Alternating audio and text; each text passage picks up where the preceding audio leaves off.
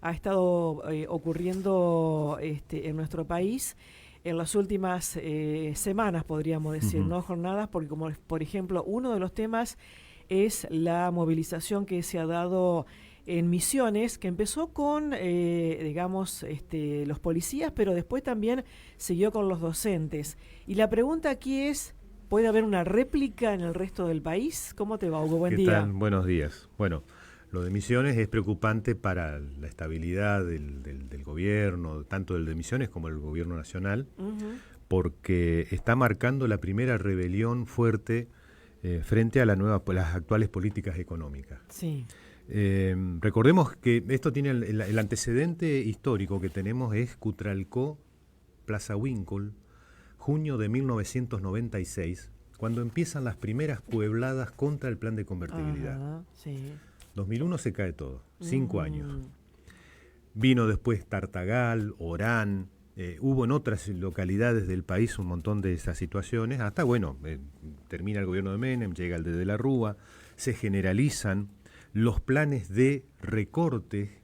Lo de Milei no es nuevo, los planes de recortes, recordemos que Patricia Bullrich llegó a recortar el 10% de Ujú. jubilaciones que ya estaban bajas en ese momento, Claro. mientras que el gobierno actual no recorta, pero licúa, Ujú. da por debajo de la inflación y por lo tanto la gente va perdiendo. Pero Claro. se siente igual y la gente no es tonta. Ganás cada vez menos y es un recorte. Exacto.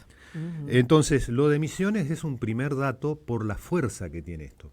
Esto empezó como una rebelión de los policías por los salarios. Por los salarios. Por los salarios. Ujú. Venía ya con paros sucesivos de los docentes, de un 24 horas, 48 horas, sumarse a paros nacionales como el que está previsto para mañana por CETERA, Ujú. por ejemplo. Pero esto de paros por tiempo indeterminado y uniéndose los dos sectores, sectores que habitualmente están en distintas líneas gremiales, políticas, lo que sea, Ujú.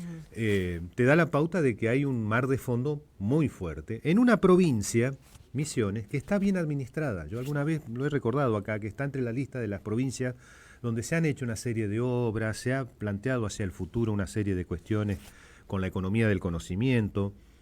Pero claro, se hicieron, el gobierno provincial no inventó nada, no hizo milagros. Ujú. Planchó sueldos y le sobraba plata para ciertas obras, Claro. que es lo que se vio. Ujú. Claro, la planchada de sueldos que viene de histórica se junta a la planchada actual, que empezó desde Ujú. diciembre muy marcadamente. Entonces todo eso estalla. Con un adicional, hasta aquí uno puede decir, bueno, le estalló al gobierno misionero, es cierto, pero el gobierno misionero es aliado del gobierno nacional, si bien no es el mismo partido, Ujú. el Frente de la Concordia, que tiene más de 20 años gobernando, que es un mix de peronistas, radicales, también hay libertarios, hay un mix que va de la centro izquierda a la derecha. Ujú. Un montón de gente que Ujú. se unió en ese espacio y prácticamente han desaparecido los partidos tradicionales. Claro.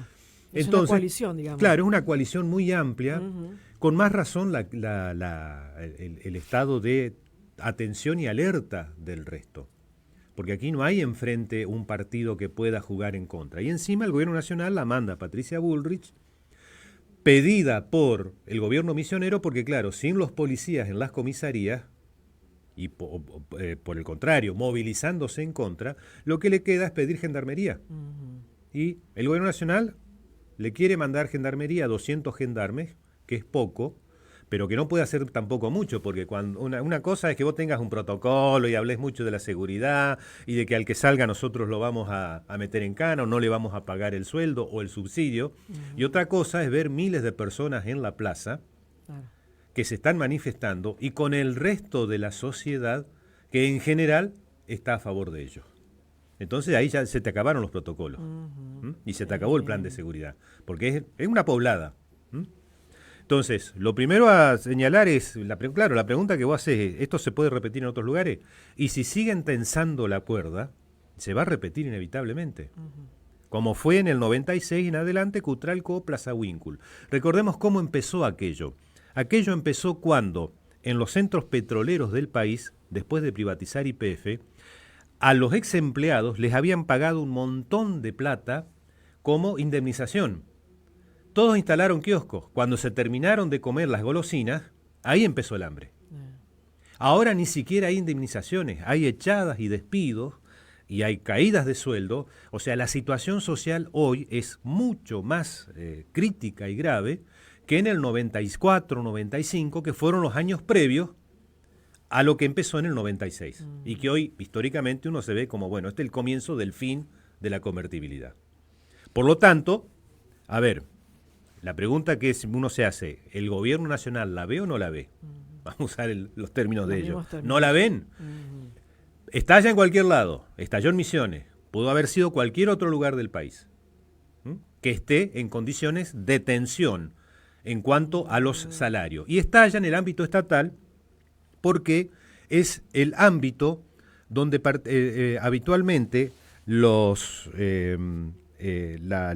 legislación laboral es la que mejor avala a los trabajadores. En el ámbito privado te echan.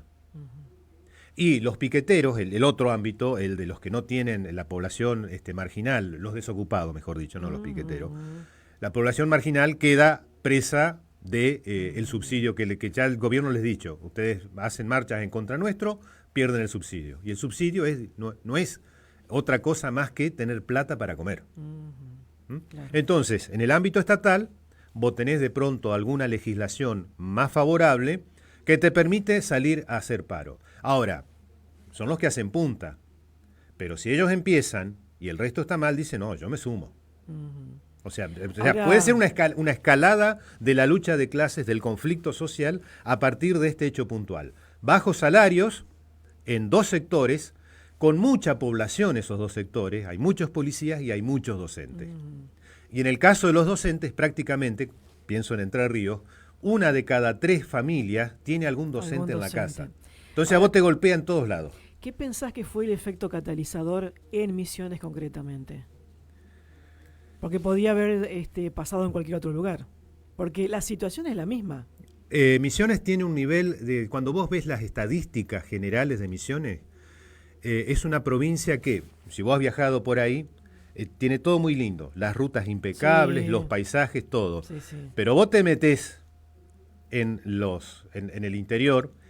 La ciudad de Posadas es extraordinaria, han metido mucha plata para construir una buena capital de provincia y está bien. Pero vos te metés en el interior, te vas a Oberá, te vas a Bernardo de Irigoyen, ahí la historia cambia. Es una provincia con muchas desigualdades. Hay mucha riqueza y paisajísticamente visible, pero la situación social es crítica. Entonces estalla ahí, estalla en esos lugares. Reitero, Chaco está en situaciones parecidas, Salta está en situaciones parecidas, Tucumán está en situaciones parecidas, el sur en algún momento puede también producirse alguna cuestión, el Gran Buenos Aires. Claro. Así que esto es todo un planteo que se hace a 6 meses del cambio de gobierno y cuando ya empiezan a verse los efectos más fuertes de esto. Agregale que tenemos un presidente que va y se pelea en España contra el presidente español. Sí.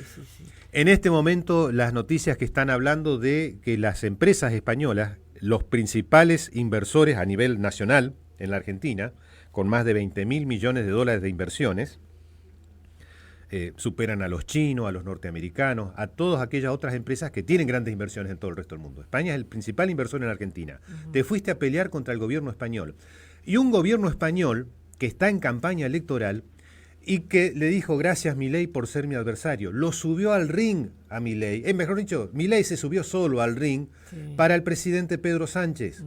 ¿Qué es lo que más quiere Pedro Sánchez? Es que Milei, con los retardatarios de Vox, que son la versión española de La Libertad Avanza, estén en el centro del ring para él presentarse como el tipo bueno. Claro.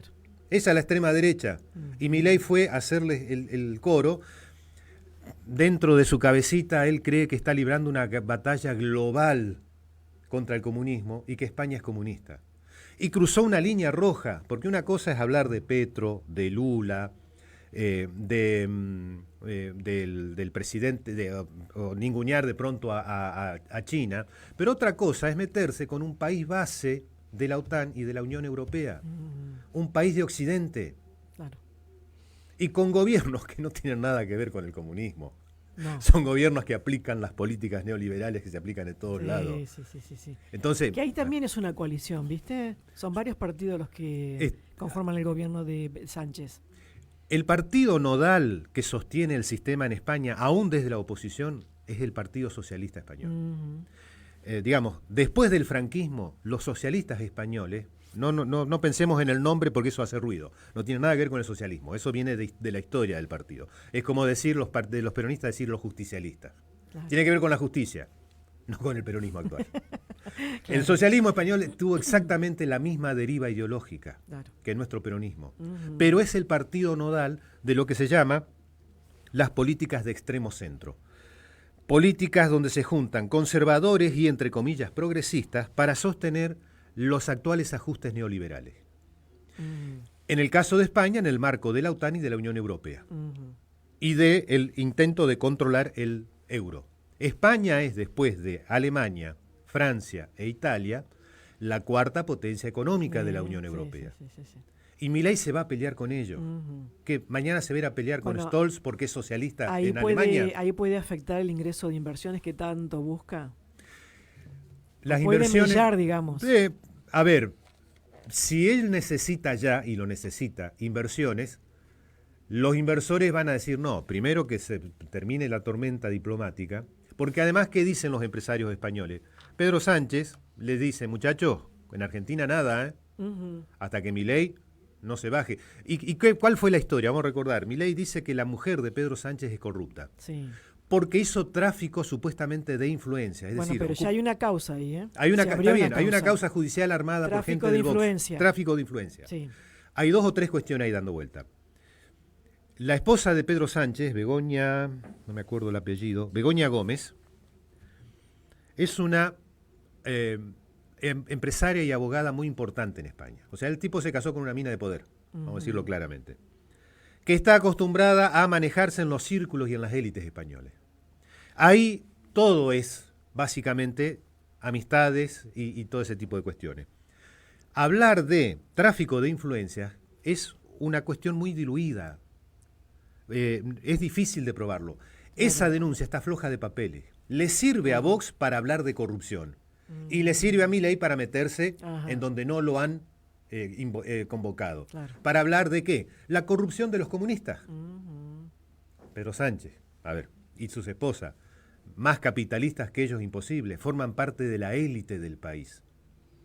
Pero no están con Vox. Y por lo tanto, como Milei es amigo de Abascal y de la gente de Vox, entonces son sus enemigos. A ver, acá, no tiene sentido todo esto. Milei no tiene que meterse en eso, porque tiene demasiado despelote acá en la Argentina. Sí. Vamos al despelote, aparte de Misiones, que es el primero que comienza, con la gente en la calle. El otro despelote es que ahora empieza a haber una presión sobre el dólar. Está creciendo, ayer creció más del 5% el dólar blue, el ilegal, el dólar MEP, el dólar cotado con liqui, el dólar de liquidación, están todos subiendo en estos días. Están cayendo las acciones y los bonos de deuda argentinos. O sea, una tormenta perfecta. Sube el dólar, que el gobierno quiere mantener estable, porque si se le dispara el dólar, se le dispara de vuelta la inflación. Se caen los bonos de deuda argentinos. Significa que los inversores internos y externos no están viendo con buenos ojos el plan económico. El gobierno tiene deuda. Si vos decís, no, esto se les va al carajo, no me van a pagar. Vendo los bonos de deuda que tienen. O sea, ¿por qué están bajando? Porque hay un ciclo vendedor de deuda argentina. Nadie quiere esa deuda, porque están viendo que es tóxica, que en cualquier momento van a tener, les guste o no les guste, que declarar algún default, sea oficialmente o en condiciones no oficiales, y no te van a pagar más. O por lo menos por un buen rato, y vos te vas a quedar con bonos devaluados. Kirchner negoció bonos que estaban al 10% de su valor, cuando, junto con La Baña, en el año 2005, habían renegociado buena parte de la deuda privada. 10% del valor, después de la crisis del 2001-2002. O sea, una caída brutal. Y esto acá está comenzando de esa manera. Y encima una economía que está en recesión pasando a depresión. Hoy no hay nada que esté funcionando. En Crespo se están cayendo, se están cerrando de a 2 a 3 negocios por mes. Dato del centro comercial. Sí. 2 a 3 negocios por mes. Entonces vos tenés ahí una situación ¿qué es lo que tenemos? dólar para arriba,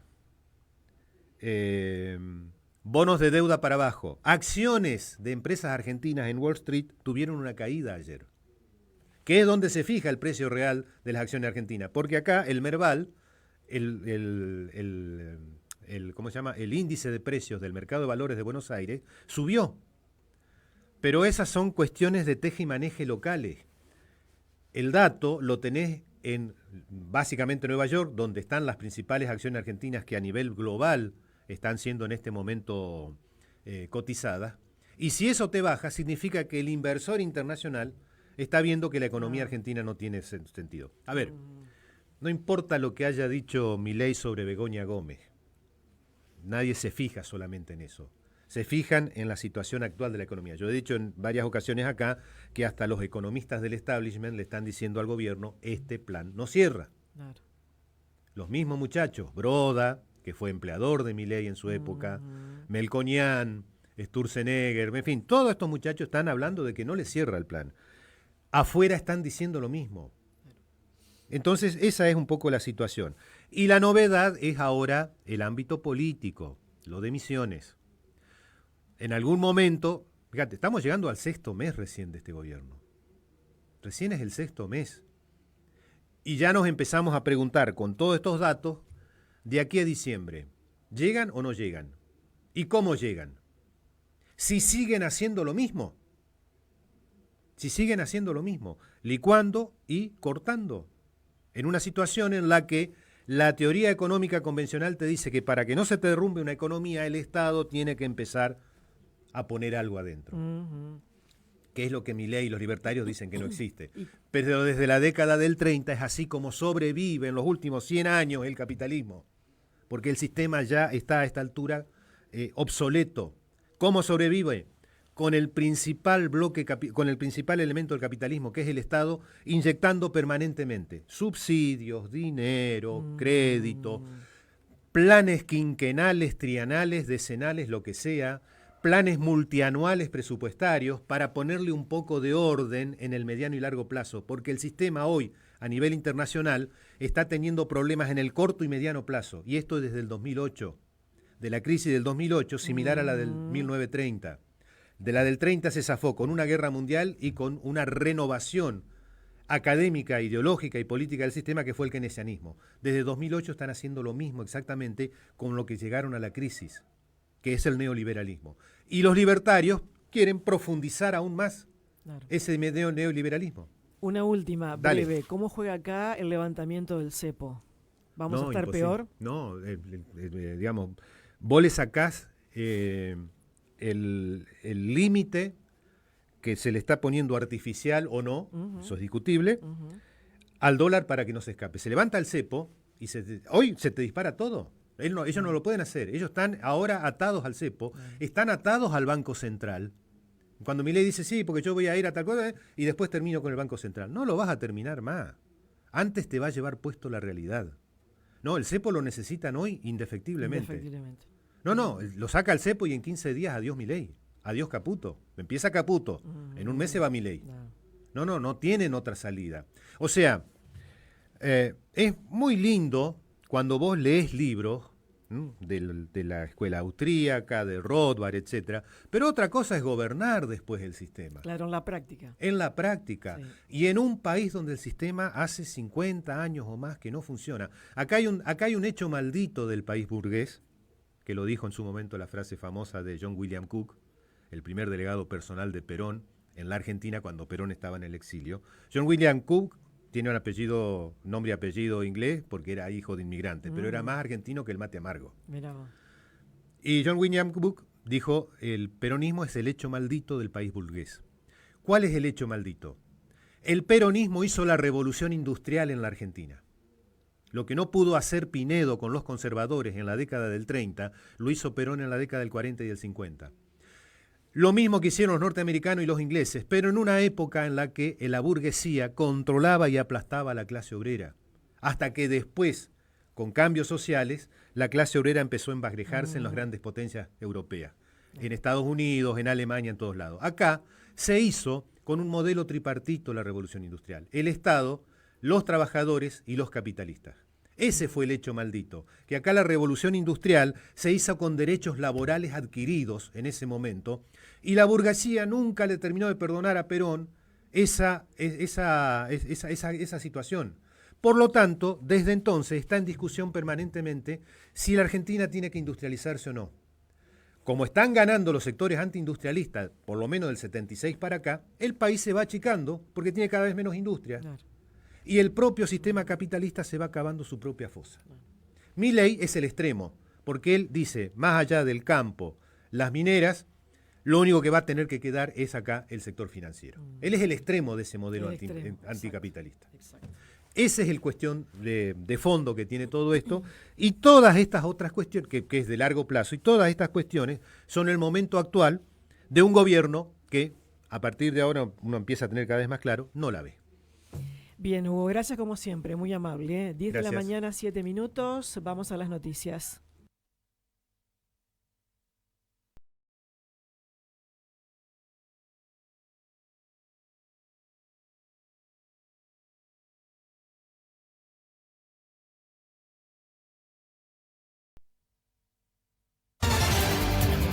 Flash de noticias. Flash de noticias.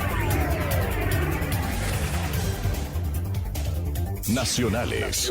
Para San Juan, la Armada suspendió la premiación del almirante investigado por el hundimiento. Marcelo Srur, ex jefe de la fuerza y pasado a retiro obligatorio por su presunta responsabilidad en el hecho, iba a recibir un diploma y una medalla por sus años de servicio. Es como tirar ácido en una herida nacional, habían advertido los familiares